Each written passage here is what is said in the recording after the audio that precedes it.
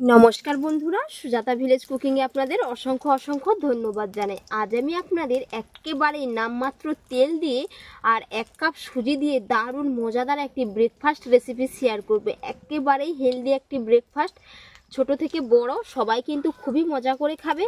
সাথে সম্পূর্ণ নিরামিষ পদ্ধতিতেও কিন্তু বানিয়ে দেখাবো। এর জন্য পুরো রেসিপি আপনারা দেখতে থাকুন, আশা করি আপনাদের খুবই ভালো লাগবে। সাথে চ্যানেলে যদি নতুন বন্ধু হয়ে থাকেন অবশ্যই চ্যানেলটিকে সাবস্ক্রাইব করে নেওয়ার অনুরোধ থাকলো।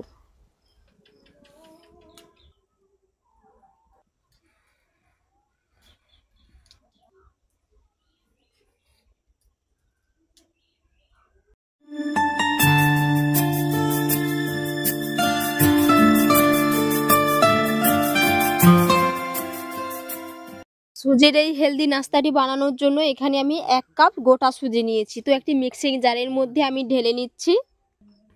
এবার আমি এর মধ্যে দিয়ে দিচ্ছি 1 টুকরো আদা কুচি করে নিয়েছি, সাথে 2টো কাঁচা লঙ্কা কেটে নিয়েছি। এবার দিয়ে দিচ্ছি এর মধ্যে 1 চামচ সাদা তেল। যেই কাপের মাপ করে সুজি নিয়েছিলাম সেই কাপের মাপ করে এখানে আমি 1 কাপ জল দিয়ে দিচ্ছি।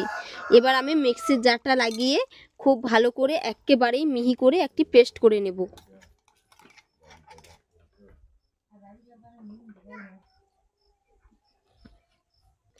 এবারে আমি একটি মিক্সিং বোল নিয়েছি, তো মিক্সিং বোলের মধ্যে আমি সুজির পেস্ট দিয়ে দিচ্ছি। আর বন্ধুরা, আজকের রেসিপিটি কিন্তু আমি সম্পূর্ণ নিরামিষভাবে বানিয়ে দেখাবো, কোনো রকম পেঁয়াজ কিংবা রসুনের ব্যবহার করব না, আর নামমাত্র তেল দিয়েই বানিয়ে দেখাবো। পুরো একেবারে একটি হেলদি ব্রেকফাস্ট। মিক্সির জারটা ধুয়ে অল্প করে আমি একটু জল দিয়ে দিচ্ছি, একেবারেই অল্প। এবার আমি এর মধ্যে দিয়ে দিচ্ছি পরিমাণ মতো লবণ, 1/2 চামচের মতো ধনের গুঁড়ো দিয়ে দিলাম, অল্প করে একটু লাল লঙ্কার গুঁড়ো দিয়ে দিলাম যাতে কালারটা খুব সুন্দর আসে। আপনারা চাইলে লাল লঙ্কার গুঁড়োটা উপর থেকেও একটু ছিটিয়ে নিতে পারেন। 1 চিমটে হলুদের গুঁড়ো, 1/2 চামচ গোটা জিরে।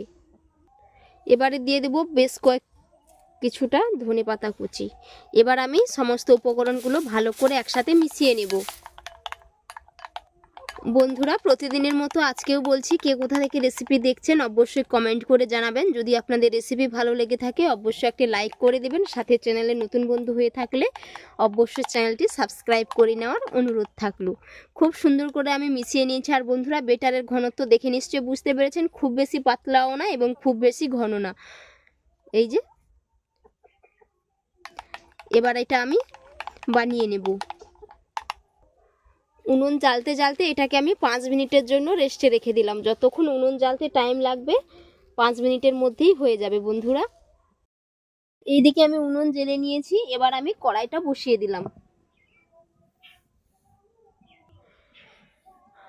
কড়াইটা গরম হয়ে গেছে, কড়াইয়ের মধ্যে অল্প করে একটু তেল দিয়ে দিচ্ছি। আর বন্ধুরা, আজকে আমি বলেছি আপনাদের একেবারেই নামমাত্র তেল দিয়ে বানিয়ে দেখাবো। 1 চামচের মতো এখানে আমি সাদা তেল দিয়েছি। তো কড়াইতে ভালো করে একটু লাগিয়ে নেব 4 সাইডে এরকম করে। আর বন্ধুরা, এই রেসিপি বানানোর জন্য চুলার ফ্লেমটাকে কিন্তু একেবারেই লো টু মিডিয়ামে রেখে বানিয়ে নিতে হবে। আপনারা এখানে কড়াইয়ের পরিবর্তে কিন্তু তাওয়াতেও বানিয়ে নিতে পারবেন। তো বেটারটা একটু ভালো করে নাড়িয়ে নিলাম, দিয়ে এবার আমি এরকম করে বসিয়ে দেব। এর মধ্যে আর 1 চামচ দিয়ে দেব, দিয়ে দেওয়া হয়ে গেছে বেটারটা। এবার আমি ওপর থেকে একটু দিয়ে দিচ্ছি গোটা জিরে, এরকম করে একটু গোটা জিরে দিয়ে দিলাম। এবার দিয়ে দেব কয়েকটা কালো জিরে, সাথে দিয়ে দেব কয়েকটি চিলি ফ্লেক্স। এইরকম দিলে বন্ধুরা দেখতে ভালো লাগে, এর কারণে আমি দিয়ে দিচ্ছি।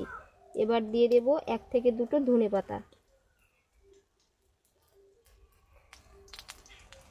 এবার এটাকে আমি ঢাকনা লাগিয়ে দেব।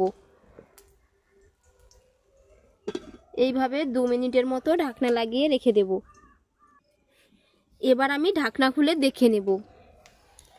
এই যে বন্ধুরা, দেখতেই পাচ্ছেন এই পিঠটাও খুব সুন্দর হয়ে গেছে। এবার আমি এরকম করে একটু উল্টে নেব।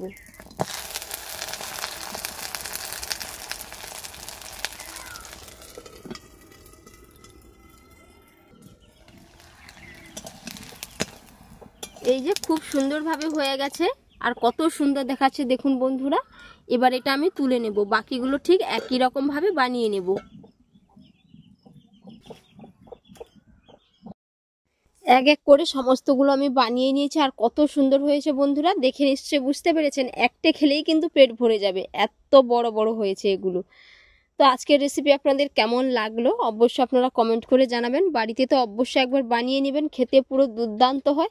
আর এতক্ষণ পুরো রেসিপি দেখার জন্য আপনাদের অসংখ্য অসংখ্য ধন্যবাদ থাকলো। আপনাদের সাথে নেক্সট অন্য একটি রেসিপিতে দেখা হচ্ছে। আপনারা ভালো থাকবেন, সুস্থ থাকবেন, ধন্যবাদ।